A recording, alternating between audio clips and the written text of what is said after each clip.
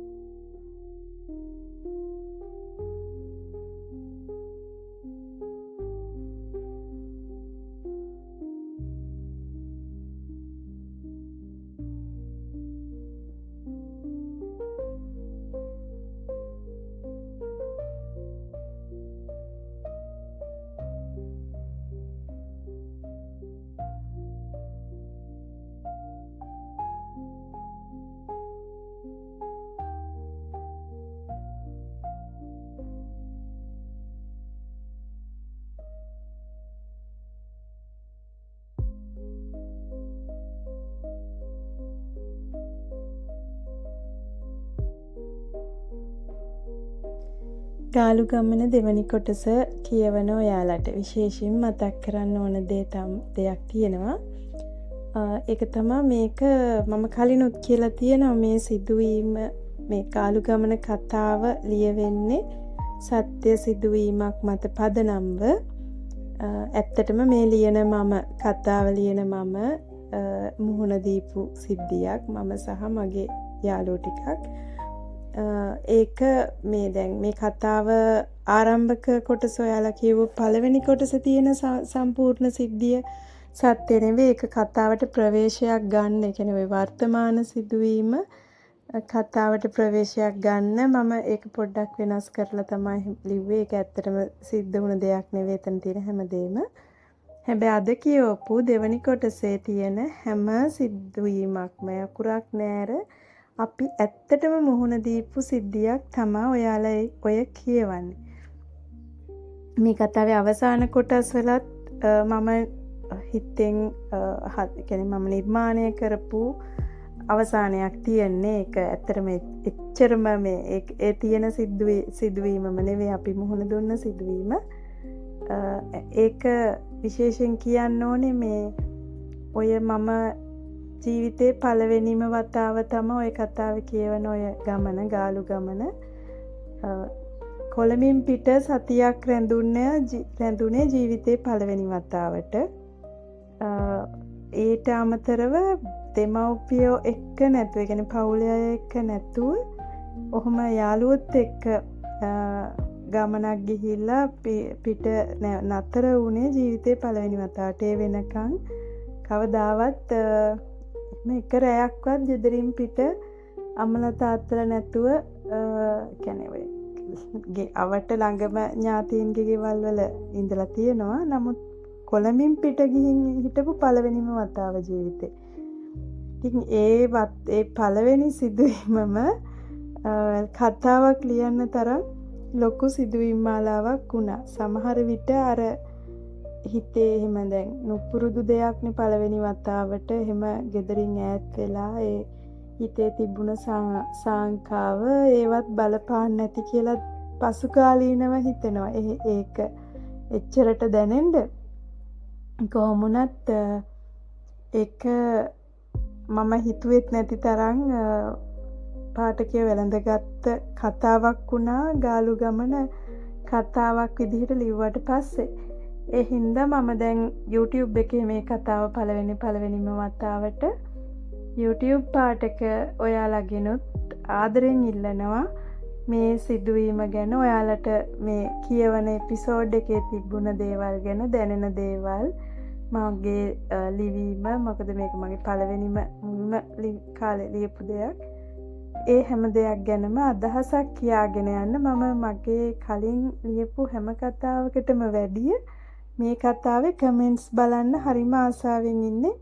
මට රිප්ලයි කරන්න චුට්ටක් ගැටලුවක් තියෙනවා. මේ අලුත් channel එකක් හදලා අපිට මගේ නවල් බයි හිරු channel එකට ආව ප්‍රශ්නෙත් එක්ක මේක අපි අර මං කලිනුත් කිව්වනේ වෙනමම මං එදා ලයිව් එකේදී ඒ ගැන කිව්වා මේක වෙනමම යන channel එකක් විදිහට පවත්වගෙන යන්න ඕන නිසා මම මේ ඇත්තටම channel දෙකට device දෙකකින් තමා මේ log වෙන්නේ. එතකොට මට අර හැමතිස්සෙම reply කරන්න මේ පහසුවක් නැහැ. මේක පොඩ්ඩක් මුල් කාලේ තමා මේ ගැටලු ඉස්සරහට විසඳෙයි.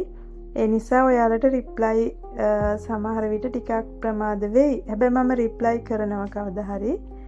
ඒ වගේම මම ඔයාලගේ comments කොහොම හරි කියවනවා. ඒ නිසා හැම කෙනෙක්ම පුළුවන් හැම කෙනෙක්ම කතාවට කමෙන්ට් එකක් දෙන්න කියලා මම ඔයාලගෙන් ආදරෙන් ඉල්ලනවා.